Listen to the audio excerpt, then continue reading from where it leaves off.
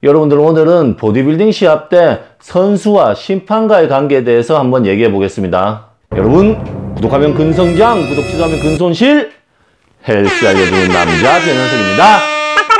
제가 저번에 보디빌딩 시합에서 몸만 좋다고 절대 1위 할 수 없는 이유라는 영상을 찍었는데, 오늘은 그 영상에 이은 2탄 시합 때 심판과 선수와의 관계에 대해서 한번 얘기를 해보겠습니다. 저번 영상에서도 제가 얘기를 했지만 보디빌딩 같은 경우에는 기록 경기가 아니죠. 심판이 몸이 좋다고 생각한 선수가 그냥 1등입니다. 굉장히 주관적입니다.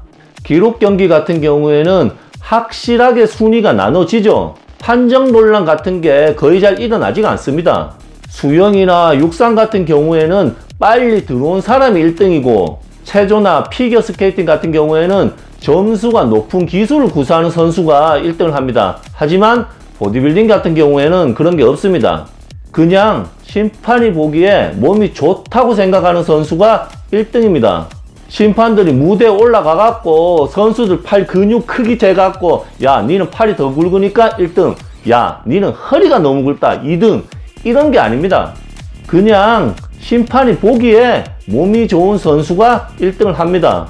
그렇기 때문에 이 판정 논란이 어느 종목보다도 굉장히 많이 일어나는 종목이 바로 보디빌딩입니다. 만약에 예를 들어 갖고 저하고 로니 콜먼하고 시합을 같이 뛴다고 생각을 해봐요. 근데 제가 심판들하고 억수로 친해, 심판들하고 평소에 호영호장하면서 억수로 친하게 지낸단 말이에요. 그래서 심판들이 로니 콜먼 말고 나한테 1등을 줬어요. 누가 봐도 말이 안 되죠. 몸 차이가 너무 심하게 나는데. 하지만 이런 편파 판정이 나올 수 있는 게 바로 보디빌딩이라는 종목입니다. 왜? 기록 경기 같은 딱 떨어지는 기준이 없기 때문입니다. 뭐 강배가 더 크고 허리가 얇아야지 플러스 20점, 어깨가 좁고 팔이 얇으니까 마이너스 30점, 이런 게 없습니다. 그냥 심판이 보기에 몸 좋은 사람이 1등이에요. 그래서 보디빌딩이라는 종목이 꼭 약물 때문이 아니라 이런 것 때문에라도 스포츠라고 인식을 하지 않는 사람들이 굉장히 많습니다. 몸이 좋다는 기준이 이게 너무 주관적이잖아요. 그래서 시합 전에 로비를 하는 선수들도 있습니다. 뭐 어떤 보디빌딩 단체건 간에 그 심판 배정은 시합 당일날 한다고 하지만은 단체 관계자와 조금만 인연이 있으면 시합 당일날 자기 체급에 심판 누가 들어오는지 솔직히 알려면 다 알 수도 있습니다. 그런 거를 알고 심판들한테 로비하는 선수들도 있는 게 사실입니다. 또 우리나라가 인맥 사회잖아요. 얼마나 좁습니까? 스승이 심판 보고 제자가 시합 뛰는 그런 경우도 굉장히 비일비재합니다. 예를 들어 갖고 제가 보디빌딩 심사위원이에요. 근데 제가 2년 동안 정말 열과 성의를 다해서 가리킨, 운동할 때 운동 잘하면 칭찬도 해주고 뭐하면 혼도 내준 그런 제자가 제가 심판을 보는 대회에 출전을 한단 말이죠. 그러고 제가 그 친구를 심사를 해요.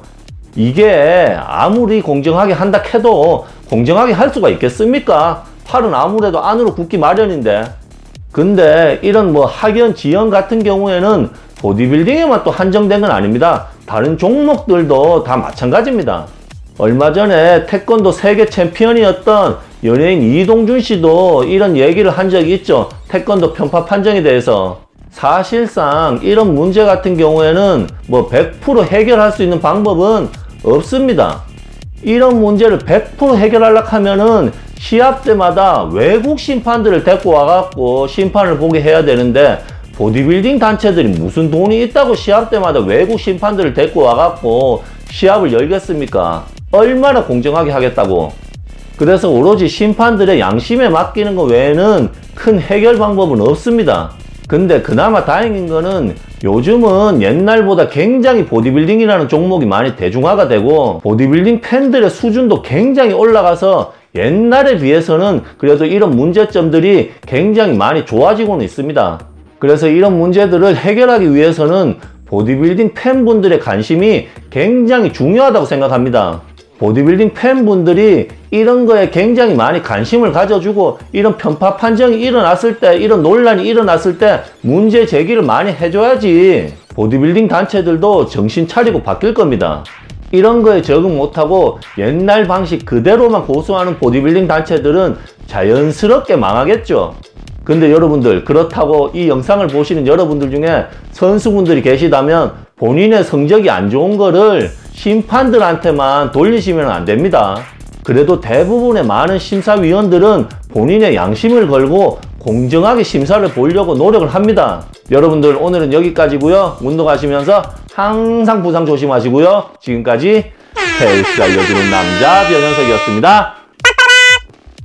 끝!